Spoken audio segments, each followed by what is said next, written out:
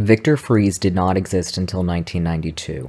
This is almost the same outfit as I wore to see the B-52s in concert on Halloween last year. Victor Fries, as we know him, and him being named Victor Fries, that was invented by Batman the Animated Series, specifically invented by Paul Dini. But Mr. Zero was first introduced in Batman issue 121 in 1959, and he was a pretty standard villain with a gimmick. His backstory happened before the story started and is just referred to in the past. He's a human icicle now because he was inventing his freeze ray so he could do crime better, and it backfired, and then he has this condition where he cannot breathe in warm weather. But he's cured at the end of the issue, and everything's great. Until the 1966 TV show. Mr. Freeze, now named Mr. Freeze for the first time instead of Mr. Zero, appeared in 3 pairs of episodes in Batman, the 1966 television show, starting with Season 1, Episode 7, Instant Freeze, which was continued in Season 1, Episode 8, Rats Like Cheese, played by George Sanders. Poor devil. Forced to live in an air-conditioned suit that keeps his body temperature down to 50 degrees below zero. No wonder his mind is warped. I like the choice to make Batman personally involved in his origin story, so then Mr. Freeze is motivated by revenge. This is an aspect of his character that has come up in some other variations since. Of course he wants revenge. I'm not so sure I blame him. It was an accident, Batman. You didn't mean to knock that beaker of instant freeze on him during the fight in his laboratory. The boy Wonder is right.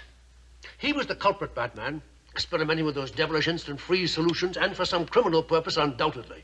True, Commissioner. Nevertheless, I feel it's my duty not only to catch him, but with all the medical know-how at our command, to help that sorry creature back to a normal way of life. Noble sentiments, Batman.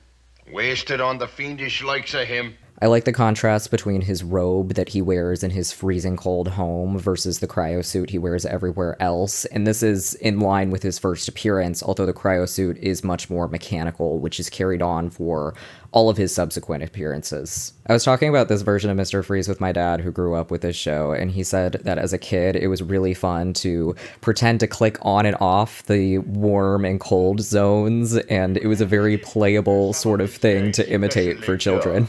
Chilled ever so slightly. 10 seconds in my hands cools it properly. 30 seconds for champagne, and 1 minute for martini. Nice and cold, yeah. None for me, thank you. Oh, I'm sorry, I forgot you do not drink. This very sophisticated and put together sort of Mr. Freeze is not something we really see again until 1992. Naturally, you didn't know I was wearing my special Super Thermal B long underwear for extreme cold. In Mr. Freeze's next appearance, he's Blue and played by Otto Preminger in Season 2, episodes 19 and 20, Green Ice and Deep Freeze, where he kidnaps a beauty queen from a bizarre lineup of beauty queens. Miss Corsica, Miss Canary Islands, Miss Barrier Reef, the local favorite, Miss Gotham City herself, and Miss Iceland. This is the first time we see Mr. Freeze have any sort of romantic desire, and he's real creepy about it. Sorry I can't take you all with me, ladies. Mr. Freeze in this episode reminds me so much of early season Ice King from Adventure Time. You should feel hate. I certainly hate you. But why, my darling Miss Iceland? Haven't I made you comfortable, all this beautiful furniture, those nice, cool, frosty bars, to lower the temperature in your beautiful body, to air condition you, darling, so you would stop hating me? Once you hit 50 degrees below zero, you will be loving me. Loving you? Oh, you monster. Also, hiring actors to try and destroy Batman's reputation is becoming a theme for him, because he did that in Season 1 as well. Mr. Freeze shows up with hair about 40 episodes later, where he's played by Eli Wallach. Your freeze gun is useless.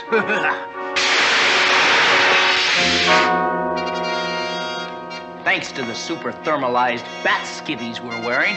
In Season 2, episodes 59 and 60, Ice Spy and the duo Defy, he teams up with this glamorous blonde woman who's his romantic interest. I'm Glacier Glaze, Batman. It is a much less creepy situation than before, but she seems like she's clearly there for the money and not for much other investment in him. Our demands. Can you think of anything else? He tortures a scientist to try and get his formula for an instant freezing ray so he can hold the entire country hostage to get whatever he wants. The part I like is all that ice like in diamonds. He has a pet seal that helps him out that he keeps in his hideout that's in a glacier off the coast of Gotham Harbor. But you'd think, oh, a glacier off the coast of Gotham Harbor, wouldn't that be super obvious? No, there's a ton of glaciers off the coast of Gotham Harbor. Now where's the seal, Batman? Heading for the iceberg in that floating mass ahead of us. Take a look. Holy polar ice sheet! In Season 1, when the temperatures were 50 degrees below zero, people acted as if it was 50 degrees below zero, whereas in this season, they really don't. 200 below, boss. I'm an Icelander, you frost-bitten baboon. A slight drop in temperature makes little difference to me.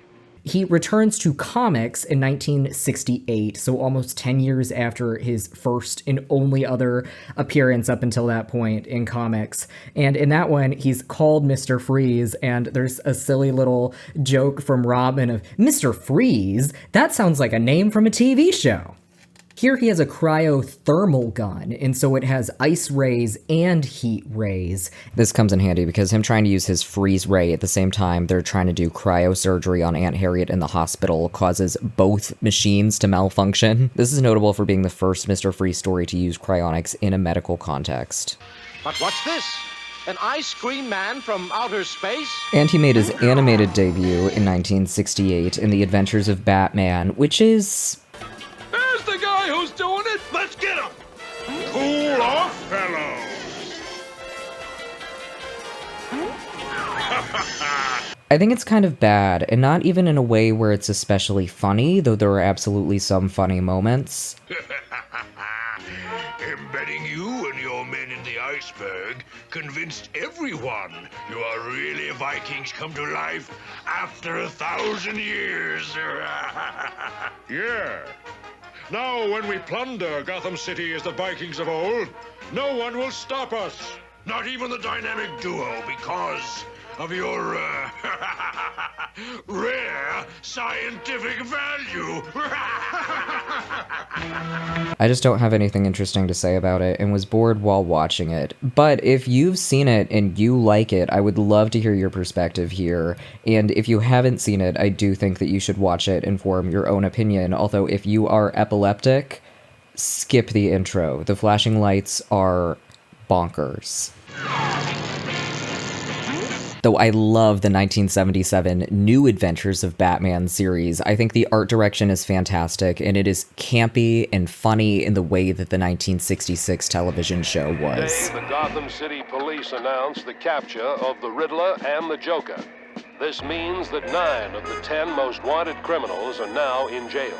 Only Mr. Freeze remains free. That's right, buddy. Jail is one cooler I want no part of. Get it, Frost? Boy, yes, sir. However, authorities say they should have a fourth-rate felon like Freeze behind bars in no time.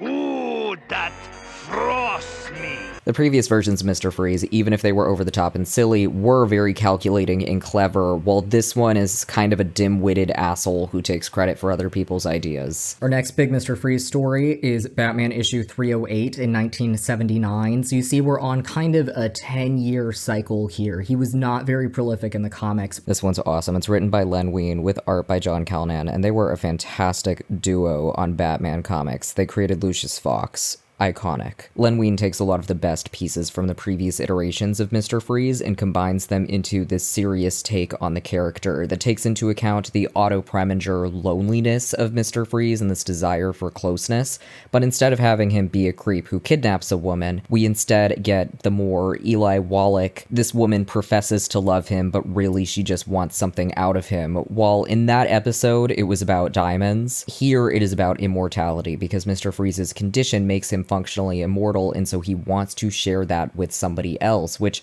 again ties into the Otto Preminger episode. These elements of him misleading the wealthy in order to finance his own scientific experiments in pursuit of giving new life to a woman he loves, that becomes his whole character later, and this is the first time we see any of that. 3 years later, so kind of a quicker turnaround here, he's in an issue of World's Finest to plunge Gotham City into an eternal winter, which kind of becomes his shtick for a while. He tries it there, and then he tries it again in 1984 in Batman issue 375. This is by Doug Mensch and Don Newton, two of the greatest comic book creators of all time, and so the first few pages of this are absolutely beautiful between the prose and Don Newton's incredible artwork, but then it gets into a bunch of love triangle stuff and the focus moves away from Mr. Freeze and it really loses me. I do really like the banter with his gang, because this seems to be a recurring thing where he does not care about other people, but he needs to recruit other people, so he'll have this gang around him who's ready to betray him, he's ready to betray them, but they've got some kind of fun banter going. Like, that was in the animated series. Take it easy, man. I got you. Leave him. He should have been more careful.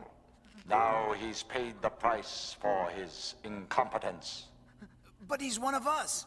Then perhaps you'd like to share his fate. In Detective Comics issue 595 in 1989, we go back to the revenge on Batman sort of motivation from the 1966 television show, but instead of it being revenge on Batman for putting him into this situation, it's revenge on Batman for not doing anything about the fact that he is in that situation, which is pretty fair, right? Because we have had so many stories up until that point of Batman doing as much as he can to try and figure out how to heal Harvey Dent's situation, but we've not seen that for Mr. Freeze. So yeah, I mean, he should be kind of pissed off about all of that.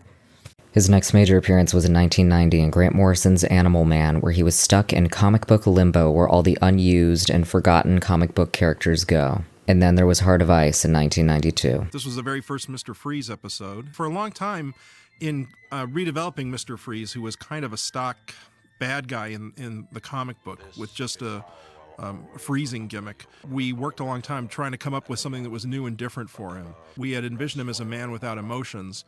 But then, what's the reverse of that? If he has no emotion, then there's got to be something under his armor that makes him the most emotional man of all. You and I and Mitch Bryan were developing the Bible for the show. Right. Mr. Freeze came up, and kind of off the top of my head, I mentioned something about like an old Boris Karloff Mad Scientist movie. And again, it was just throwing ideas out, and I mentioned something about the idea that, you know, he'd been stuck in some kind of cryogenic accident and considers himself dead. Mm-hmm. Dead to all emotions, and I think that's where that idea came from. And then pretty much, the emotional thing that you talked about that came along after, and that was something you came up with on your own. And I remember us also thinking about the old Vincent Price movie, Dr. Phibes. Your wife, no Phibes. But you I will kill. But you can't, Doctor. I am already dead. I'm beyond emotions. They've been frozen dead in me. That's 40 years of the character that does not cross our minds when we think about how that character functions, how that character works. And again, it was 40 years of hardly any appearances in the comics. And there's a lot of reasons why that episode of the animated series sticks in our hearts and minds so much. And it's both because of the love story, but also because of the corporate story. And so there are a lot of different ways to twist that corporate story. Because in the show, there's this big emphasis of this billionaire CEO talking about how much he cares about humanitarian causes while being this callous, greedy asshole. Look, Bruce, that people company line is great PR, but when the wage slaves start acting like they own the place, it's time to pull the plug. Know what I mean? Sir, the humanitarian committee is here. I'll be right out. We're hosting a ceremony tonight for Gotham's Humanitarian Industrialist of the Year. Guess who's winning? I feel ill. It feels very real. It's scary in a very real way. And so then when you have a villain against that sort of threat, you're on the villain's side. Batman helps Freeze in the end, you know? He shows that tape. He does arrest Freeze, but he's kind of on his side except for the amount of destruction that he does. Victor Freeze appeared in 3 episodes of the animated series: Heart of Ice, Deep Freeze, and then Cold Comfort in the new Batman Adventures. With his new sympathetic motivation, the stories are better overall, but it's a lot more difficult to come up with motivated crimes for him to do. In his first appearance, he believes his wife is dead and is motivated by revenge. Second appearance, Walt Disney kidnaps him, reveals his wife is still alive, he's motivated by wanting to save her. Third motivation, his body is falling apart, and he is heartbroken and empty and just wants the world to feel his pain. Paul Dini introduces his version of Mr. Freeze into main continuity comics in 1997 with Batman Mr. Freeze. We get even more backstory here, where he was a weird child who would freeze insects and small animals in order to keep them safe and beautiful forever, which led to his career in cryonics later, but also led to a lot of physical and emotional abuse at the hands of his father and his classmates. We get to see his romance with Nora, why he started working at GothCorp, how her body ended up at GothCorp, and then a little change in what happens to her. And so he is very, very angry and motivated by revenge on Batman specifically, a lot like in the 1966 television show. This comic tied into the release of the 1997 Batman and Robin movie, which is, of course, very, very consistent with the history of the character. What killed the dinosaurs? The Ice Age!